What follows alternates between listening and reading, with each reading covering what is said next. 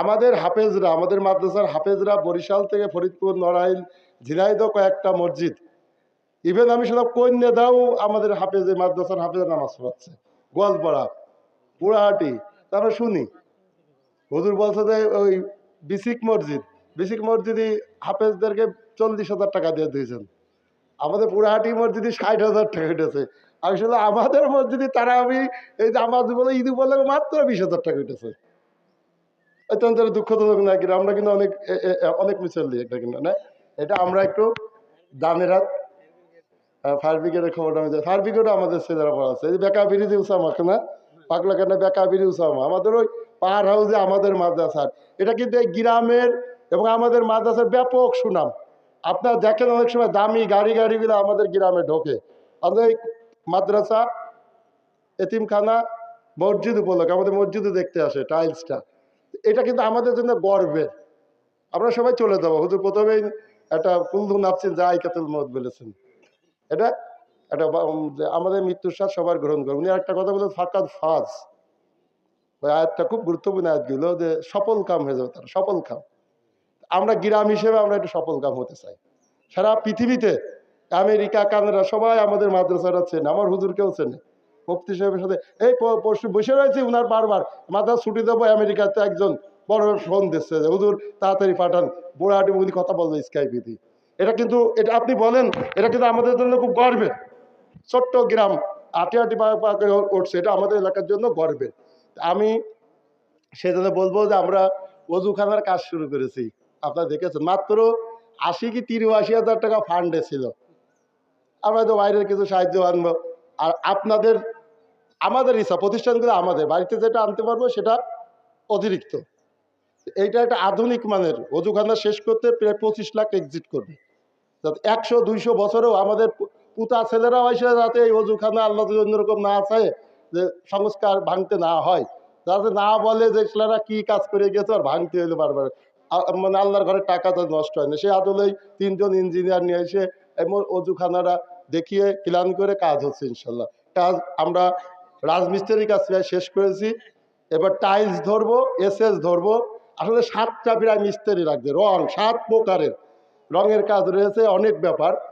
আমরা আমাদের অনেক টাকায় দিনাই নিয়ে আসছি, হিসেব রাখছে না। ওই বাবলু সেনেরাইতি মাত্র 50,000 টাকা দিয়েছি, যে কত টাকার পাইপই আসছে হিসেব নেই, বাকিরা 50,000 টাকা দিয়েছি। ওই এসএস মনে হয় 3 লাখ টাকা লেগে যায়, মিস্ত্রি খরচে প্রায় 4 লক্ষ টাকা গিয়েছে। আপনাদের ফান্ড ছিল 80-83,000 টাকা, আমরা কিন্তু অনেকটা দিই না।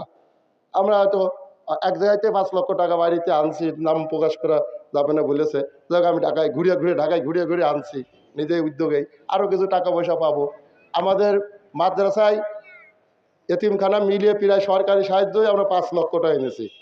চুয়াডাঙ্গা মতিয়ার ভাইয়ের রাস্তা সে ওই পরে 4 লক্ষ টাকা আমাদের কত না শিল্প টেন্ডার হয়ে গেছে না, টেন্ডার শিডিউল কিনেছে, টেন্ডার প্রক্রিয়া দিন ইনশাল্লাহ আমরা ঈদের পরে লটার হয়ে যাবে। আমরা চেষ্টা করছি গ্রামে, আমাদের একটা ইচ্ছা আছে, আমরা আমাদের ঈদগার সাথেই মাদ্রাসার সাথেই আমরা একটা লাইব্রেরি করব, এবং ওর সাথে একটা বিদায় স্টোর করবো। বিদায় স্টোর বোঝেন, ওখানে কাপড় টাপন যা যা মানুষের সেটাও থাকবে, যে আমাদের গ্রামের কোনো লোকের যাতে কোনো কাজে মৃত্যুর পরও যে বাইরে যেতে হয়, যারা মনে করবে যে কিছু পয়সা দিয়ে কিনবে, না হলে এটা ফ্রি থাকবে, সব আমাদের হুজুরদের কাছে সব থাকবে। মানে এই গ্রাম একটা সংশোধন, পড়াশোনার জন্য ইসলামী বই টই থাকবে, বাইরে আমাদের ইয়ে থাকবে, ওয়াইফাই থাকবে, আমাদের ইয়ে থাকবে, কম্পিউটার থাকবে, সমস্ত কিছু মোটামুটি যাতে গ্রামটা বাইরে যেতে না হয়, আমরা সেই পরিকল্পনা নিয়ে আগাচ্ছি আপনাদের সহযোগিতা। আমাদের গোরস্থানটা আমরা ইনশাল্লাহ, আমরা অনেক গোরস্থান দেখেছি, নোয়াখালী,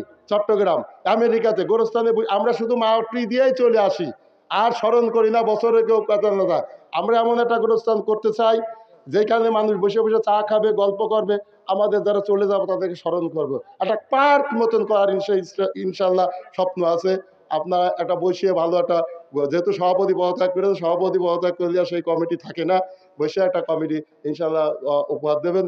ঈদগাঁও আমরা এটা ভেঙে ফেলাবো, বলিস ঈদগাহ কমিটি আগামী রমজানে যে সরকারি কিছু সাহায্য আনতে পারি, তখন এই কিছু ভুলভাল হয়ে গেছে, ভেঙে একটা আধুনিক মানে ঈদগাহ করবো। যাই হোক, আমি আপনাদের প্রতি অনুরোধ জানাবো যে আপনারা সবাই এর সব কাজের মধ্যে প্রয়োজন আছে ঐক্য।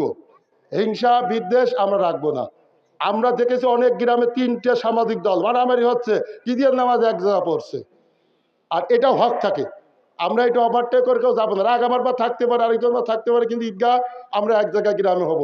আমি নিজেও এক আব্দুল্লাহ জাহাঙ্গীর রহমতুল্লাহর অনুরোধে মানে একবার উপজেলা চেয়ারম্যান হিসেবে ওই উজিরাইতে পড়তে ছিল, আর ওই গোরস্থান করার সাথে একবার দিবে, কিন্তু আমি চেষ্টা করি যাই থাক আমার পিছনে দেখা হলেও আমি কেউ আমার না ডাকলেও আমার এই ঈদগাহ আমার গ্রামে এটা হক আছে, এটা ওভারটেক করে যাওয়া আমাদের কারো উচিত না। শ্বশুর বাড়ি নামাজ পড়তে যাওয়া উচিত না, এটা নিয়ম অনেকেই নামাজ পড়ে শ্বশুর বাড়ি যায়, ঈদের নামাজ যারা বোঝে, যারা নিজের ঈদগাহে নামাজ পড়ে কিন্তু শ্বশুর বাড়ি যায়। আমি অনেকের বলি ওই ঢাকা থেকে চলে আসে বিশিষ্ট বিশিষ্ট ওই অ্যাটর্নি জেনারেল চলে আসছে, আমার বন্ধু ভিসি চলে আসছে, ওই সলিসিটার জজরা আমার সাথে বসে সব কি ব্যাপার, তাদের কিন্তু ঢাকায় বড় বড় জায়গা আছে, জাতীয় ঈদগাহের জায়গা চলে আসছে, কি ব্যাপার ঈদের নামাজটা গ্রামে পড়বো। যত তাড়াতাড়ি সামাজিকতা রাজনীতি যায়, এখানে যদি উবায়দুল কাদেরও আসতো এইখানে, আমি কিন্তু এখানে নামাজ পড়তে রাজি, আমার ঈদগাহ। আমি কথা বললাম যে উবায়দুল কাদেরও যদি ইমামতি করতো সমস্যা নেই, আমার গ্রাম এটা নামাজ পড়বো। এগুলো আমরা সব হিংসা বিদ্বেষ ভুলে